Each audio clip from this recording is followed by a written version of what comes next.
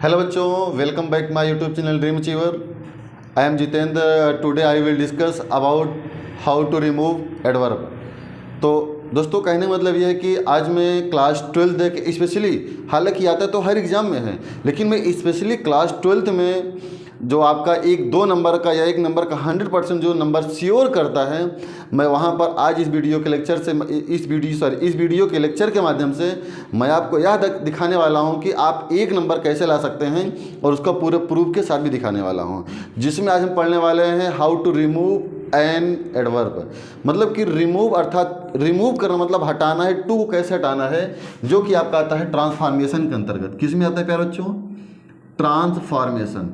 तो ध्यान देना है, मैं थोड़ा सा पहले परिचित करा देता हूँ कि हम ये खासकर यूपी बोर्ड, बाकी आता तो सभी बोर्ड एग्जाम में है, लेकिन खास करके यूपी बोर्ड 2024-25 की जो श्रृंखला है, इसमें मैं सीरीज वाइज स्टार्ट करने वाला हूँ कि इसमें मैं आपको ग्रामर पार्ट पूरा कराने वाला हूँ। जितने भी आपके एग्ज़ाम में आते हैं ग्रामर पार्ट से संबंधित, मैं ग्रामर पार्ट संबंधित पूरा, चाहे ऐसे हो, चाहे क्या काम से, चाहे मतलब कि ऐसे हो या लेटर राइटिंग हो, एप्लीकेशन हो या ट्रांसफॉर्मेशन हो, डायट एंड डाइट, कुछ भी हो, मैं सब आपको पर डे आज से इस चैनल पर आपको सीरीज वाइज सीरीज मिलेगी आपको। तो चलिए हम शुरुआत करते हैं। सबसे पहले ध्यान देना, आपके जो है ना ये हाउ टू रिमूव या रिमूवल भी आ सकता है। हाउ टू रिमूव टू यानी कि कैसे हटाएं, इसके कुछ नियम होते हैं। ध्यान देना, इसके तो कई अर्थ होते हैं, लेकिन ध्यान देना जो आपके टॉपिक में आता है, इसका मतलब होता है ये एक एडवर्ब है, मतलब उतना जितना नहीं होना चाहिए, अर्थात सीमा से अधिक की बात करता है। तो जैसे ध्यान देना है, जैसे बात करते हैं कि रमेश, मैं एक एग्जांपल लेता हूँ, Ramesh is too poor to buy the building. अर्थात इसको ध्यान से आपको समझना है, मतलब रमेश इतना गरीब है कि वह यानी कि बिल्डिंग खरीदने में असमर्थ है। अर्थात ये जो टू एडजेक्टिव है ना, ये इस इन्फिनिटिव को निगेटिव दर्शा देता है। जैसे ध्यान देना, जब इसको टू को हटाएंगे तो ये ध्यान देना है कि इसमें दो क्लास बन जाएंगे, एक इधर से और एक इधर से बन जाएगा, ठीक है ना। अब इसमें नियम क्या क्या लगते हैं? अगर टू को आप हटाते हैं तो यहाँ पर सो लगेगा, और यहाँ पर दैट लगाएंगे, उसके बाद ये इन्फिनिटिव हट जाएगा, फाइनाइट वर्ब यूज होगा। जैसे रमेश है तो रमेश के लिए यहाँ पर ही लगाएंगे। अब ही के साथ ध्यान देना, ये अगर ये निगेटिव है तो इसके साथ आप क्या क्या लगा सकते हैं? ये तो विल नॉट लगा सकते हैं। अक्सर आपको केवल कैन नॉट पढ़ाया जाता है, 90% टीचर केवल कैन नॉट बताते हैं। ध्यान देना, विल नॉट, या यहाँ पर आप लगा सकते हैं, इसे डज नॉट लगा सकते हैं। अगर बहुवचन होगा तो डू नॉट लगा सकते हैं, या आप कैन नॉट लगा सकते हैं। ध्यान देना है, यदि ये प्रेजेंट में होगा तो आपको will not, does not, can not यानी यहाँ पर लगाना होगा। और यदि ये पास्ट यानी वाज वर्ब होगा, पास्ट में होगा, तो विल को आप वुड बना देंगे, डू डज को आप डिड बना देंगे, और कैन नॉट को कुड नॉट बना देंगे। ये ध्यान देना है। तो आइए इस श्रृंखला, मतलब कि इससे कई लगभग 4 से 5 रूल्स इसमें हैं, हम एक ही वीडियो के माध्यम से एक दो एग्जाम्पल समझने का प्रयास करते हैं, ठीक है। तो पहले इसका क्या होगा, जैसे लिखते हैं रमेश इज, ध्यान देना, इसको हटाएंगे, सो लगाएंगे, रमेश इज सो पुअर, फिर यहाँ पर लिखेंगे कनेक्टिंग वर्ड दैट। अब यहाँ से लगाएंगे रमेश के लिए क्या लगाएंगे? ही लगाएंगे। अब ही के साथ लगाएंगे कैन नॉट। फिर उसके बाद ये फाइनाइट वर्ब है, इसे टू हटा देंगे और इसे फाइनाइट बदल देंगे, और बाई तो बाई ही रहेगा, बाई द बिल्डिंग, ये ध्यान देंगे, ठीक है। अब एक बात और यहाँ पर ध्यान देना है, यदि इस प्रकार से रहेगा तो ऐसे हो जाएगा। यदि आपका ये फाइनाइट वर्ब यदि निगेटिव रहेगा तब इसमें से नॉट हट जाएगा। क्यों हट जाएगा? क्योंकि ये जो निगेटिव है, ये जो टू है ना, वो इससे निगेटिव दर्शा रहा है। इसका मतलब क्या होगा? रमेश इतना गरीब है कि वह बिल्डिंग नहीं खरीद सकता है। अर्थात जब अगर यहाँ पर नॉट रहेगा तो इसका मतलब ये होगा रमेश इतना भी गरीब नहीं है कि वह बिल्डिंग नहीं खरीद सकता। इसका मतलब वो ज़्यादा गरीब नहीं, अर्थात वह बिल्डिंग खरीदने के योग्य है, ठीक है। तो आइए हम एक और एग्जांपल लेते हैं। जैसे यहाँ पर बात करते हैं कि सुरेश, ध्यान देना है कि सुरेश, तो यहाँ पर मैं एक वाज ले रहा हूँ पास्ट भी, ताकि इससे 2-3 आपको तरीके समझ में आ जाए। Suresh was too intelligent Suresh was too intelligent to और to manage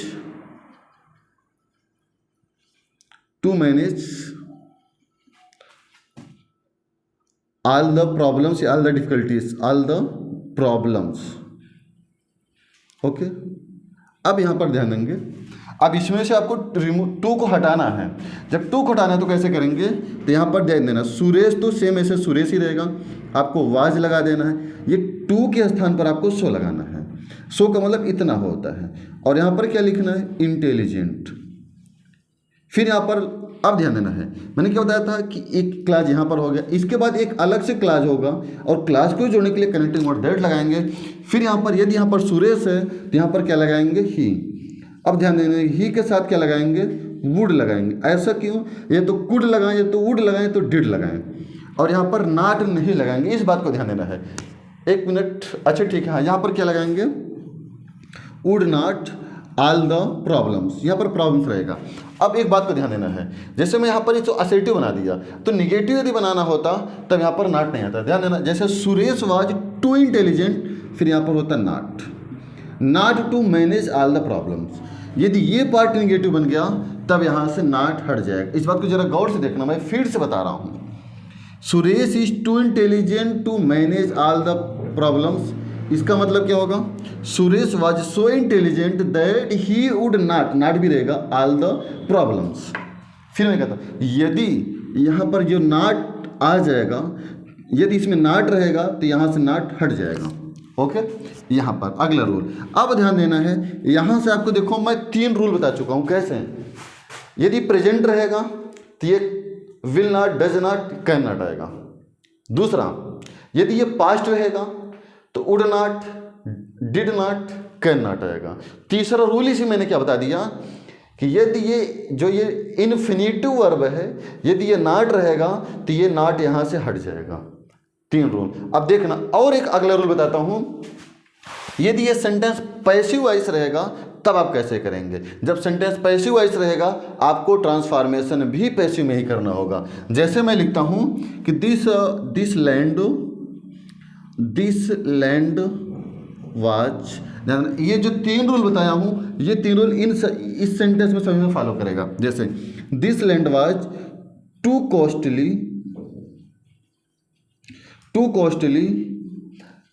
to be purchased, अर्थात ध्यान देना है, this land was too costly to be purchased. ये सेंटेंस पैसिव है, इसका मतलब क्या होगा, यह भूमि इतनी महंगी है कि इसे खरीदा नहीं जा सकता है। ठीक है, तब क्या काम करेंगे कि दिस लैंड वाज, यहां पर क्या लगाएंगे, सो। रूल सेम रहेगा, सो कॉस्टली। अब ध्यान देना, यहां के बाद क्या लगाएंगे, दैट लगाएंगे। अब ध्यान देना, दिस लैंड है यहां पर, इसके लिए यूज करेंगे इट। ठीक है, अब क्या लिखेंगे, अगर ये पास्ट है तो यहां पर क्या लिखेंगे, it could not be purchased. I hope प्यारे बच्चों यहां तक आप लोगों को समझ में आ रहा होगा। ठीक है ना, अब थोड़ा सा और ध्यान देना है। यदि यहां वाले ध्यान देना, अब एक मैं एग्जांपल लेता हूं फिर वहां समझेंगे। जैसे कि बात करते हैं, this plateau, the plateau was too high for me to climb. ठीक है, ध्यान देना, जैसे आपने देखा ये इस प्रकार से सेंटेंस थे, बहुत आसानी से समझ आ रहा था, लेकिन यहाँ से आपको थोड़ा सेंटेंस आपको थोड़ा अलग दिखने को मिल रहा है। The plateau was too high for me to climb. अब यहाँ पर कैसे करेंगे, जब सेंटेंस का जो सब्जेक्ट है वो क्या हो, बेजानदार हो। ठीक है, जैसे आप नॉन लिविंग भी कह सकते हैं, जब वाक्य सेंटेंस बेजानदार हो और वहाँ पर उस वाक्य में क्या लगाओ, for me, for him, for her, ऐसे लगा हो तो वो जैसे फॉर मी है, जैसे ध्यान देना है, अगर मैं इधर लिखूंगा कि फॉर मी को क्या लिखेंगे, फॉर मी आई में जाएगा, और यहाँ पर फॉर अस वी में जाएगा, सॉरी हाँ वी में, और फॉर यू जो जाएगा फॉर यू तो यू ही में ही रहेगा। तो इस प्रकार से कुल मिलाकर जितने भी ऑब्जेक्टिव केस के प्रोनाउन आएंगे फॉर के साथ में, वो सभी के सभी सब्जेक्टिव केस बदल जाएंगे, ठीक है ना। बाकी रूल वही रहेगा। तो ध्यान देना है कैसे रहेगा कि द प्लेट्यू वाज, यहाँ पर लिखेंगे so high, the plateau was so high. अब ध्यान देना, मैंने क्या बताया था कि जो टू एडवर्ब है ना और ये एडजेक्टिव है, इसके बाद एक अलग से आपको एक क्लास का यूज करना पड़ता है, जिसके लिए आप दैट लगाएंगे। फिर यहाँ पर अगर ये पास्ट है, आपको यहाँ पर ध्यान लिखना है तो आई लिखेंगे। क्यों ऐसा करेंगे? अब ये इसके लिए नहीं लगाएंगे क्योंकि यहाँ पर फॉर्म ही लगा है, ठीक है ना। अर्थात प्लेट्यू यानी कि चट्टान इतना हाई है कि मैं इस पर चढ़ नहीं सकता, यानी कि चढ़ने में असमर्थ हूँ। अब क्या हो जाएगा, आई कुड नॉट क्लाइंब। ध्यान देना है। तो इस प्रकार से आपको समझ में आ रहा होगा। आई होप यहाँ तक आपको समझ में आ रहा होगा। अब इसके बाद मैं इसको रफ करता हूँ, फिर उसके बाद फिर कुछ और एग्जांपल्स आपको समझाने का प्रयास करता हूँ, ठीक है।